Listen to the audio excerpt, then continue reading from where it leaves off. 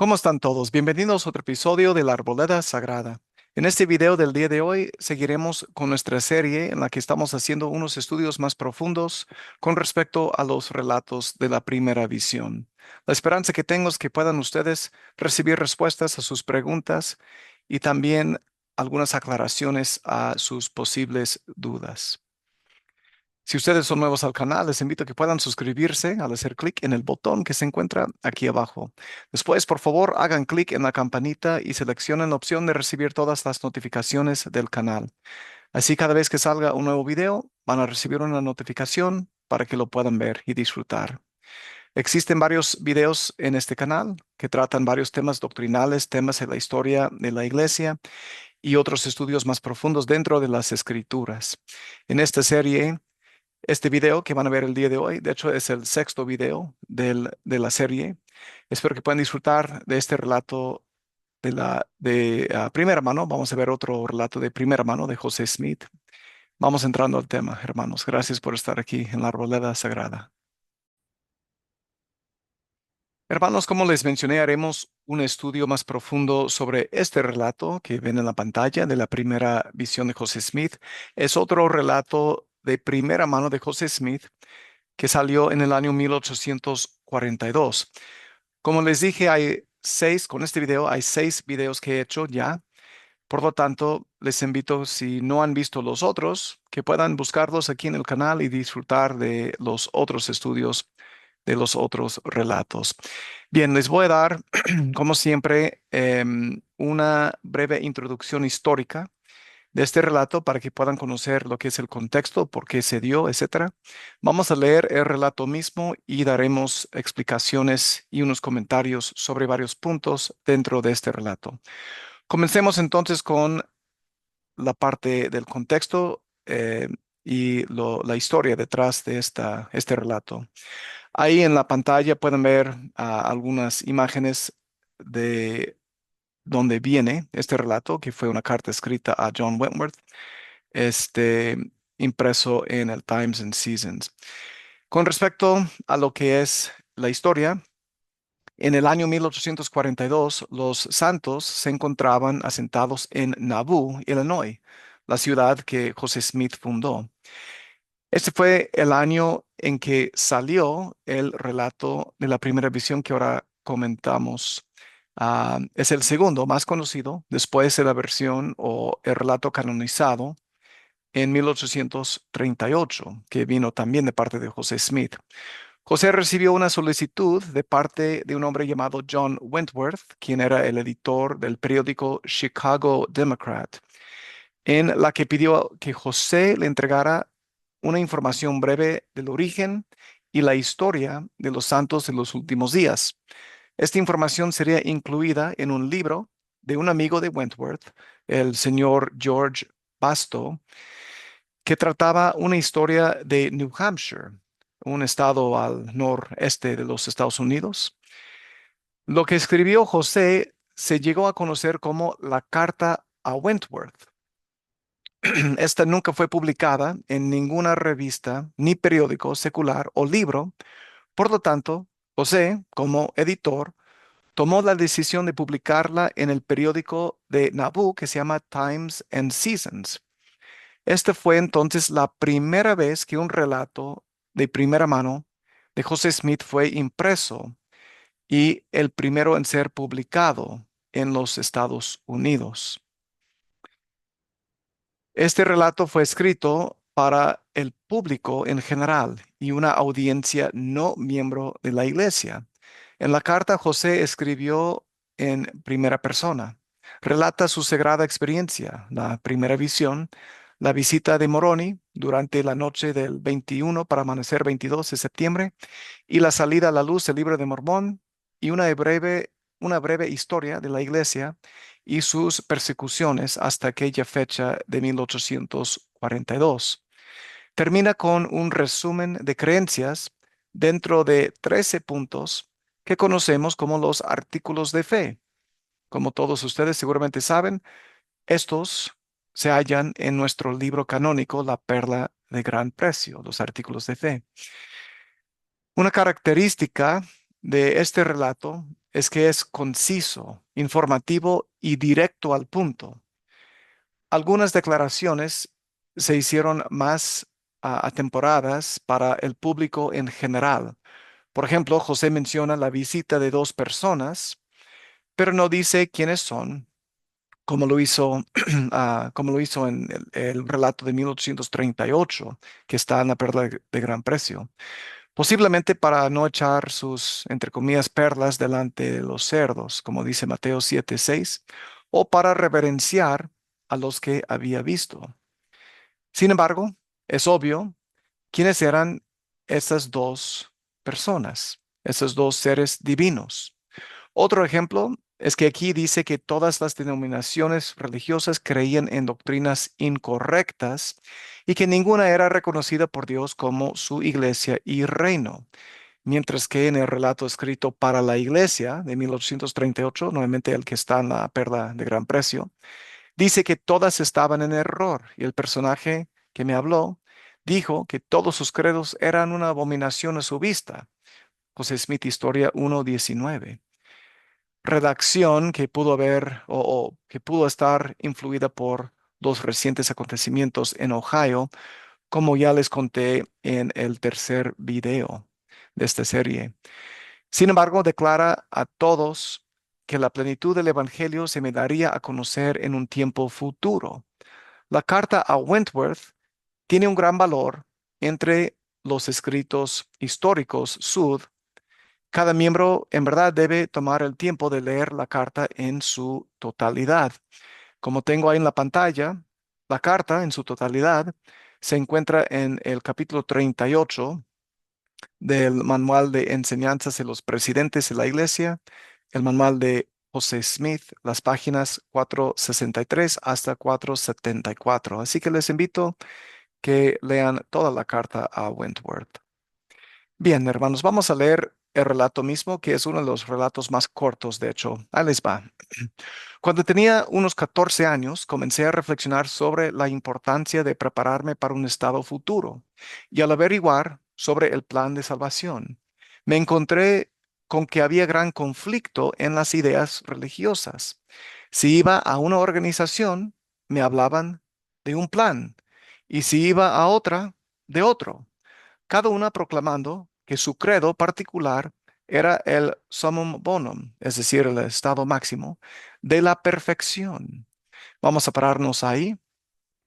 Vamos a enfocarnos. Solo comento rápidamente, como he hecho en otros videos. Nuevamente, José Smith era consistente en la edad que daba él cuando él mismo relataba su primera visión. Este es el último relato de primera mano y concuerda con los demás, o sea, de 1835 a 1838. La única excepción, obviamente, fue ah, lo que agregó Frederick G. Williams. No lo dijo José, sino que lo agregó Frederick G. Williams en el relato de 1832, que ya les expliqué sobre eso, la frase en el 16º año de mi vida, es decir, 15 años. Si tienen dudas, pueden ver el primer video de esta serie. Bien, vamos a enfocarnos. El punto, pues, José siempre decía que tenía 14 años. Vamos a ver esta frase. Si iba a una organización, me hablaban de un plan y si iba a otra, de otro. Comento lo siguiente. Hago la pregunta que hizo Pablo, hermanos, en 1 Corintios 1:13. ¿Acaso está dividido Cristo? Obviamente la respuesta es que no. Las iglesias que conoció José estaban divididas, como se indica, con el hecho de enseñar doctrinas y planes diferentes. Dos enseñanzas diferentes no pueden ser ambas verídicas al mismo tiempo. Una es verdadera y la otra es falsa, o simplemente las dos son falsas y no verdaderas. Wilford Woodruff enseñó lo siguiente. Él dijo, ahora, cualquier hombre familiarizado con las escrituras puede comprender claramente que solo hay un verdadero evangelio. Nunca hubo sino un solo evangelio. Cuando ese evangelio ha estado sobre la tierra, ha sido igual en cada dispensación. Las ordenanzas del evangelio jamás han cambiado desde los días de Adán hasta el día presente. y nunca serán cambiadas hasta el final del tiempo.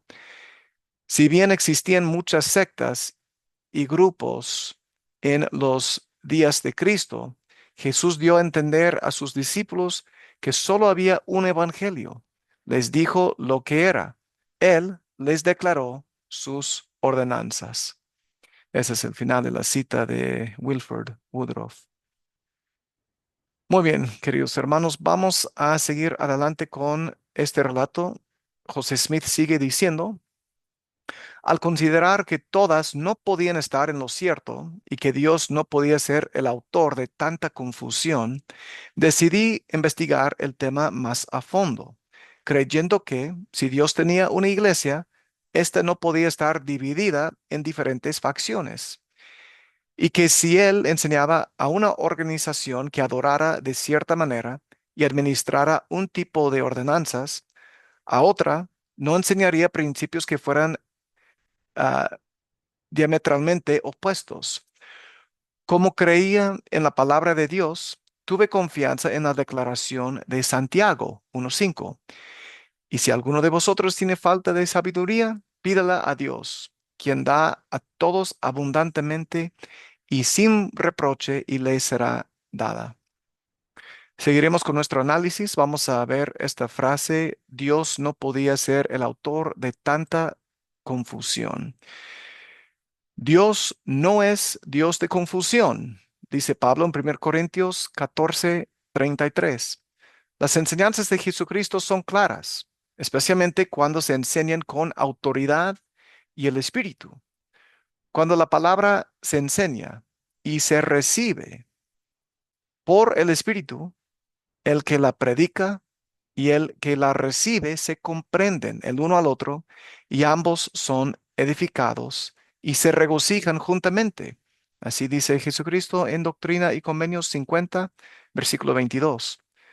Había confusión entre aquellos profesores de religión porque no tenían el Espíritu y mucho menos la autoridad para predicar la palabra. Dios no fue el autor de la confusión que había, sino que el diablo, ese espíritu, había llenado el mundo de confusión, como dice Doctrina y Convenios 123, el versículo 7. Veamos la siguiente frase: decidí investigar el tema más a fondo. Ofrezco el siguiente comentario sobre esto. Se nos enseña que debemos ser nuestros propios agentes, hermanos. En este caso, a José le tocó hacer su propia investigación a fin de poder recibir la guía divina. Debes estudiarlo en tu mente, dice Dios. Entonces has de preguntarme si está bien. Doctrina y Convenios 9:8. En una revelación moderna, el Señor dijo, porque aquí no conviene que yo mande en todas las cosas, porque el que es compelido en todo es un siervo perezoso y no sabio. Por tanto, no recibe galardón alguno. De cierto digo que los hombres deben estar anhelosamente consagrados a una causa buena y hacer muchas cosas de su propia voluntad y efectuar mucha justicia, porque el poder está en ellos, y en esto vienen a ser sus propios agentes. Así dice Doctrina y Convenios 58, los versículos 26 al 28. En otras palabras, aplicando este principio a esta situación de José, o quizás igual a la nuestra, hermanos, José tuvo que poner de su parte. Al hacerlo, estuvo anhelosamente realizando algo bueno por su propia voluntad, siendo su propio agente para poder llegar a la verdad. Se me hace tan increíble las veces que la gente dice, ¿por qué la iglesia no nos enseñó esto? ¿Por qué no sabemos de esto? Etcétera, etcétera, etcétera. Estos relatos, hermanos, han estado disponibles, obviamente, pues desde que se escribieron en 1800, bueno, este ejemplo específico, 1842. Otros relatos que estaban entre comillas, guardados, se encontraron desde hace 60 años, en los años 1960. Tenemos todo lo que necesitamos en el relato canonizado, Una perla de gran precio. Si no sabemos esas cosas, pues mejor sería que estuviéramos involucrados en ah, que no fuéramos siervos perezosos, como dice la Escritura, y que podamos entonces nosotros estar anhelosamente consagrados a una causa buena, que nos pongamos las pilas y que estudiemos. El argumento de que por qué la iglesia nunca me enseñó esto no es un argumento válido. Así de sencillo. Sigamos con nuestro estudio. Vamos a ver la frase, ¿cómo creía en la palabra de Dios? Tuve confianza en la declaración de Santiago 1:5. Siempre debemos confiar en Dios y en las palabras inspiradas de sus siervos. Dice la Escritura, confía en Jehová con todo tu corazón. Así dice el proverbio, y no te apoyes en tu propia prudencia. Reconócelo en todos tus caminos, y él endurecerá tus veredas. No seas sabio en tu propia opinión.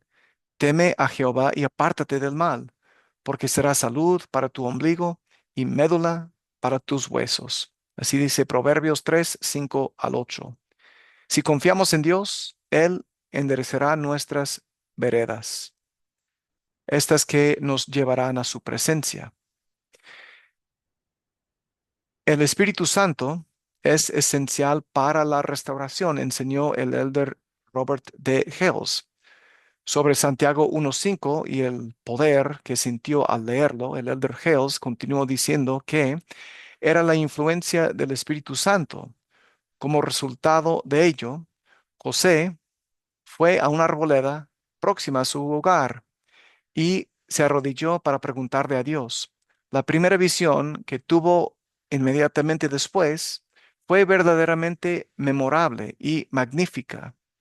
Pero la senda hacia esa visita en persona del Padre y del Hijo comenzó con una impresión de orar por parte del Espíritu Santo. Las verdades reveladas del Evangelio restaurado se recibieron mediante el modelo de buscar en oración y entonces recibir y seguir las impresiones del Espíritu Santo. Debemos nosotros, cada uno de nosotros, si tenemos dudas, ponernos a estudiar estos relatos y dejar que el Espíritu nos enseñe. Bien, vamos a seguir leyendo aquí, hermanos, para de hecho terminar el relato y daremos nuestros comentarios. José siguió escribiendo, me retiré a un lugar aislado, en una arboleda, y comencé a orar al Señor. Mientras me encontraba concentrado en ferviente súplica, mi mente se apartó de aquellos objetos que me rodeaban y me envolvió una visión celestial. Y vi a dos gloriosos personajes que se parecían exactamente el uno al otro en características y semejanza, rodeados de una luz tan brillante que eclipsó el sol a mediodía. Me dijeron que todas las denominaciones religiosas creían doctrinas incorrectas y que ninguna era reconocida por Dios como su iglesia y reino. Y se me mandó expresamente no seguirlas. Pueden ver Lucas 17:23 como una comparación. Al mismo tiempo recibí la promesa de que la plenitud del Evangelio se me daría a conocer en un tiempo futuro. Este es todo el relato, pero vamos a seguir con nuestro análisis. Veamos, mi mente se apartó de aquellos objetos que me rodeaban y me envolvió una visión celestial. Esto sucedió, como dijo José, mientras me encontraba concentrado en ferviente súplica. José se había entregado por completo, derramando su mente y alma en oración a Dios y había recibido del Espíritu. Parece evidente, primeramente, que José se enfocó tanto en lo que estaba viendo, es decir, a dos gloriosos personajes, que los demás objetos, en un sentido, desaparecieron. Además, le sucedió la misma cosa que les había ocurrido a los tres discípulos nefitas. Dice la escritura, no supieron decir si estaban en el cuerpo o fuera del cuerpo, porque les pareció como una transfiguración había habida en ellos. como que fueron cambiados de este cuerpo de carne a un estado inmortal, de modo que pudieron contemplar las cosas de Dios. Así dice Tercer Nefi 28:15. Veamos nuevamente, hermanos, la frase que tiene que ver con dos personajes. Dice aquí, vi a dos gloriosos personajes que se parecían exactamente el uno al otro en características y semejanza. Quiero tomar un acercamiento un poquito diferente aquí. Déjenme compartirles lo siguiente, que aquí tenemos de José el cuarto testimonio propio, o el tercero en este caso, si es que estuviéramos contando un relato donde hay una copia de la versión o del relato de 1838.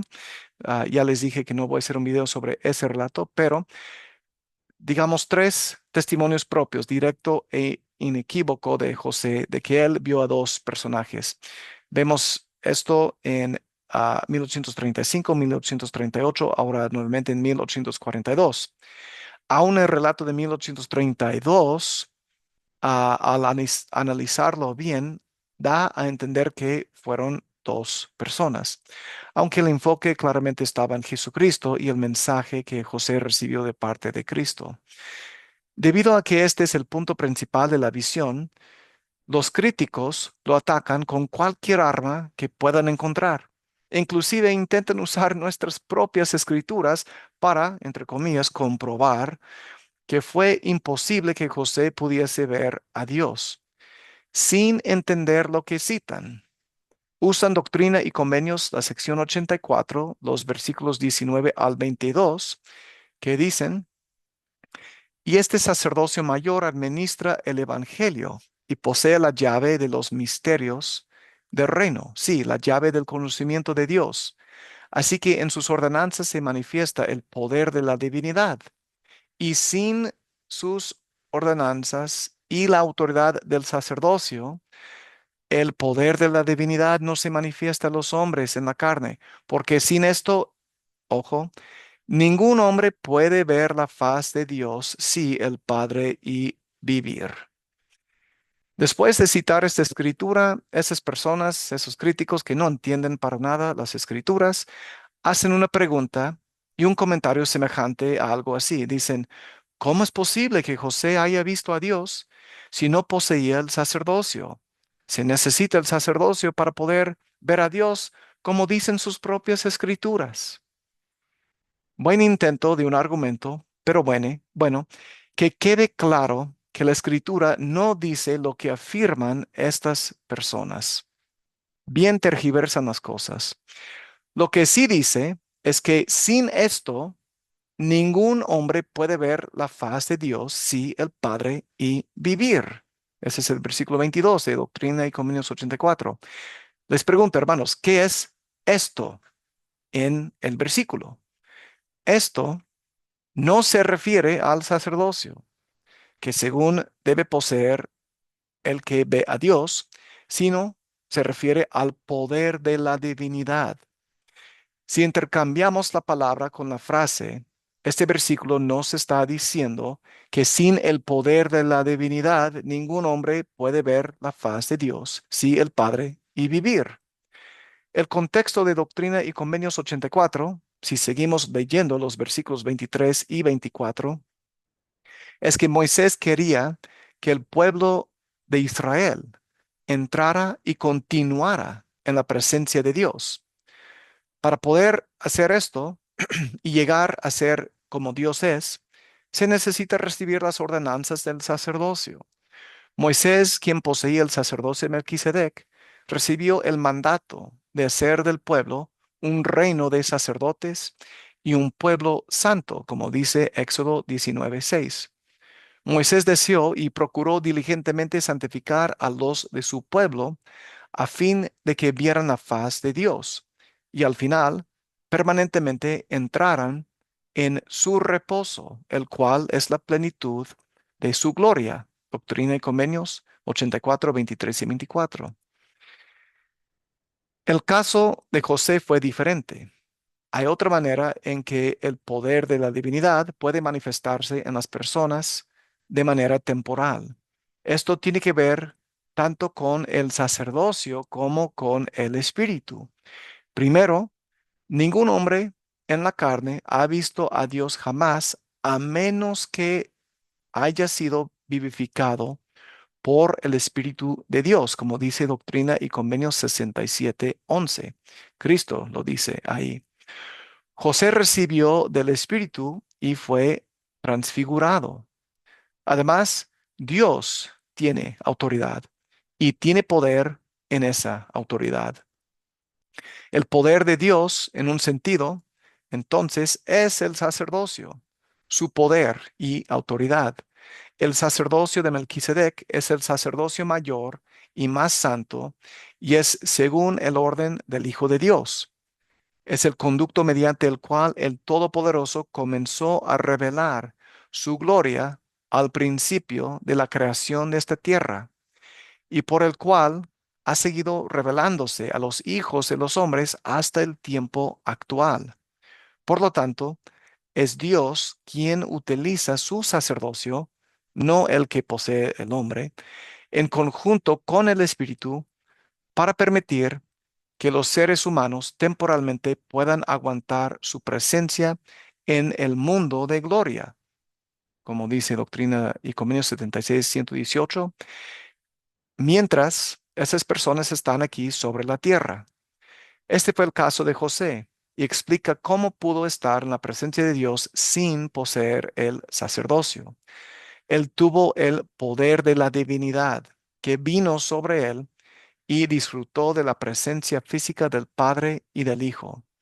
No hay contradicción alguna y es otro ejemplo de cómo los que no son de nuestra fe tergiversan los significados de nuestras escrituras y dan interpretaciones equivocadas de ellas.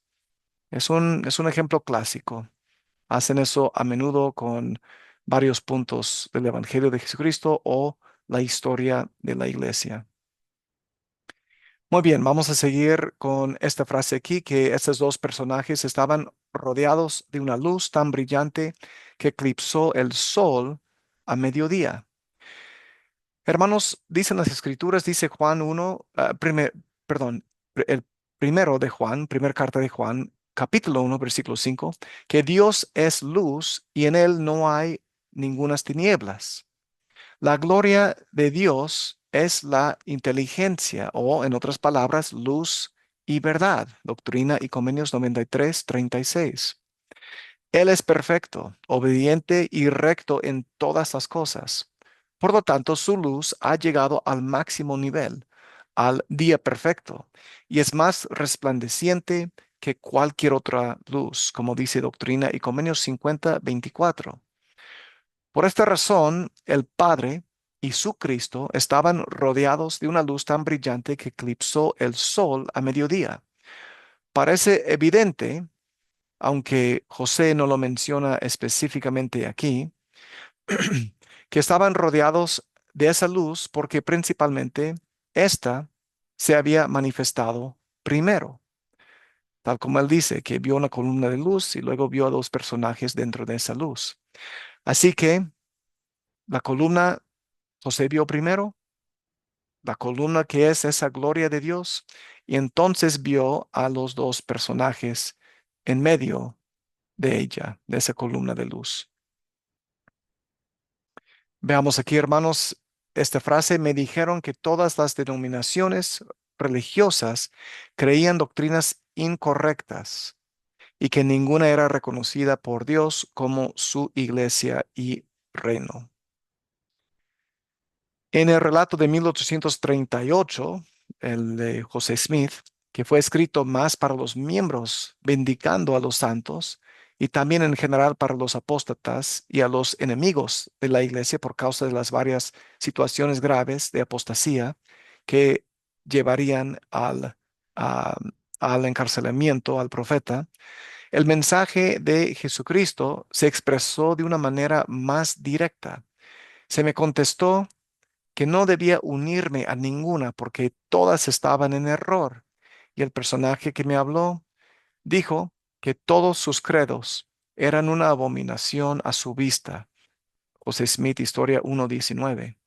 Aquí en este relato que estamos viendo, que lo tienen ahí en la pantalla, siendo un relato escrito 100% para una audiencia no miembro y quizás con la idea en mente de suavizar el golpe, pero aún dejando el mensaje claro, se compartió simplemente que todas las denominaciones religiosas creían doctrinas incorrectas y que ninguna era reconocida por Dios como su iglesia y reino. Lo suavizó bastante José Smith. Sigamos con esta frase: y se me mandó expresamente no seguirlas.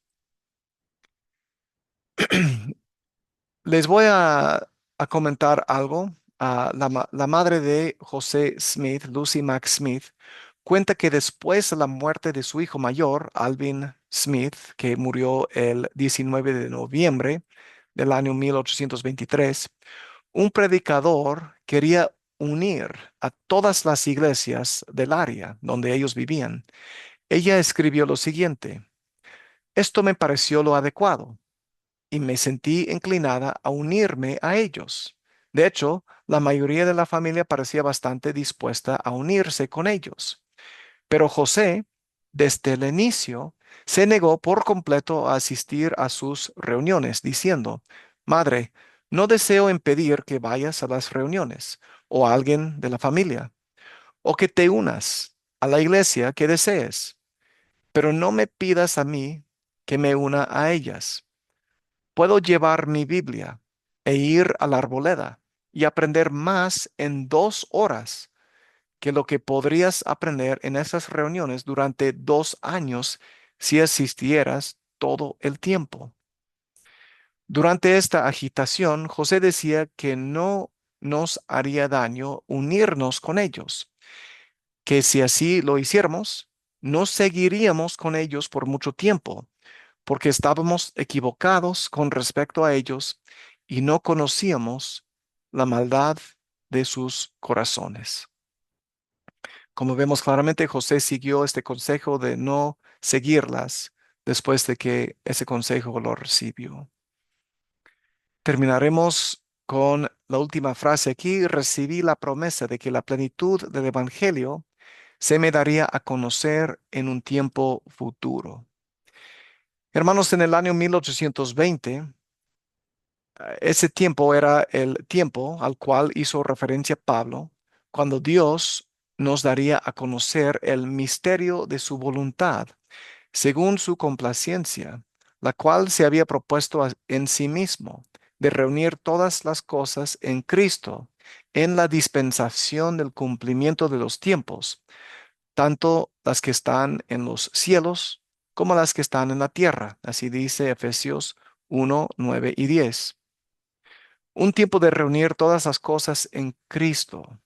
José recibió la promesa, como dijo, de que la plenitud del Evangelio se me daría a conocer en un tiempo futuro. Esta verdad la confirmó Cristo mismo, Dios mismo, cuando dijo lo siguiente.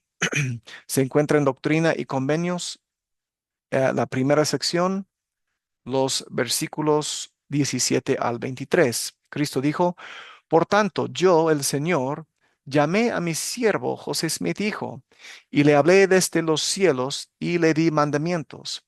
Y también a otros di mandamientos de proclamar estas cosas al mundo. Y todo esto para que se cumpliese lo que escribieron los profetas. Lo débil del mundo vendrá y abatirá lo fuerte y poderoso, para que el hombre no aconseje a su prójimo, ni ponga su confianza en el brazo de la carne, sino que todo hombre hable en el nombre de Dios el Señor, el Salvador del mundo, para que también la fe aumente en la tierra, para que se establezca mi convenio sempiterno, para que la plenitud de mi evangelio sea proclamada por los débiles y sencillos hasta los cabos de la tierra y ante reyes y gobernantes. Nuevamente la cita se encuentra en Doctrina y Convenios, la primera sección, los versículos 17 al 23. En estos versículos aprendemos que José fue llamado por Dios y que debía de proclamar que los cielos están o estaban abiertos de nuevo y francamente siguen estando abiertos hoy en día. El sacerdocio fue restaurado para que todo el hombre pudiese hablar en el nombre de Dios. Los convenios fueron establecidos de nuevo junto con la plenitud del Evangelio para que los hombres tuvieran la oportunidad de conocer tanto a Cristo como al Padre, aprender de sus siervos y aceptar sus verdades para poder regresar a su presencia y ser como ellos son. Muy bien, hermanos, hemos terminado con este relato y en conclusión les comparto que este es el último relato que vino directamente de José Smith, por lo que sabemos, ¿cierto? De todos los relatos que vinieron de él, de primera mano, este es el más corto. Aunque esté corto, esta carta a Wentworth tiene un lugar muy importante entre los escritos de José Smith. Había compartido la experiencia de su primera visión antes, pero este relato es el único que desde el inicio tenía la intención de ser impreso para una audiencia no miembro. Por esta razón, José da un resumen de su experiencia celestial y lo comparte de una manera clara y directa, tal como los escritos que vimos en los videos anteriores, el cuarto y el quinto video, donde vimos los escritos de los élderes Orson Pratt y Orson Hyde. José quiso que su mensaje tuviera algo con lo cual las personas pudieran identificarse. Él menciona que se preocupaba por el futuro estado de su propia alma y seguramente habría algún lector que se preocupara también por el de la suya. Al averiguar más sobre el plan de salvación, se dio cuenta que entre todas las denominaciones religiosas había una confusión. Había muchos planes, no uno, y sabía que eso no podía ser. Siguiendo el consejo de las Escrituras, específicamente Santiago 1:5, José oró a Dios y allí es cuando recibió su respuesta. Los cielos se abrieron y tuvo la visita personal tanto del Padre como del Hijo. Este relato de José es el único de primera mano que menciona que la visión le envolvió y que estos seres celestiales se parecían exactamente el uno al otro en características y semejanza. Este lenguaje, sí, es parecido a los relatos de 1840 de Orson Pratt y el de 1842 de Orson Hyde, pero no está en los otros relatos de José. Termina esta parte de su carta con la declaración que todas las denominaciones no eran del Señor y que la verdad, la plenitud del Evangelio, sería revelada a través de él. Parece obvio que así lo hizo porque la carta estaba dirigida a cualquier persona que pudiera leerla. Esta declaración deja claro que la Iglesia de Jesucristo de los Santos de los últimos días es la Iglesia restaurada de Jesucristo en estos últimos días y que José fue el ungido del Señor para restaurarla. Hermanos, ese es el fin del resumen final que les ofrezco sobre este relato. Y ese es el final de nuestro estudio más profundo de este relato de 1842, que viene de parte de José Smith y viene de primera mano. Sobre lo que se ha enseñado el día de hoy, mis queridos hermanos, díganme por favor, ¿qué es lo que aprendieron ustedes? ¿Qué información les gustó más o qué les llegó más al corazón? ¿Qué fue nuevo para ustedes? Dejen sus comentarios en la sección que se encuentra abajo y favor de compartir este video con los demás para que más personas puedan disfrutar de este relato de José Smith sobre su experiencia celestial, la primera visión. Vean los otros videos también para que puedan disfrutar de todos los estudios más profundos que hemos hecho hasta el momento. Nuevamente, este es el sexto video que hemos hecho. Inviten a sus familiares y sus amigos que puedan suscribirse aquí al canal para poder disfrutar de todo el contenido que se encuentra aquí. Hermanos, como siempre, espero que aquí en este canal, La Arboleda Sagrada, ustedes hayan encontrado nuevamente su lugar apartado y especial para aprender más sobre las hermosas verdades del Evangelio. En este caso específico, las verdades sobre la primera visión hallados en la carta escrita a Wentworth, el año 1842. Les invito a que vean o lean la carta que nuevamente se encuentra en el capítulo 38 del manual Enseñanzas de los Presidentes de la Iglesia, el de José Smith, para que puedan ver la carta en su plenitud. Nos veremos en el próximo video aquí en la Arboleda Sagrada. Les deseo lo mejor. Les mando un abrazo muy fuerte. Cuídense mucho, mis queridos hermanos. Que tengan un excelente día. Nos vemos. Chao.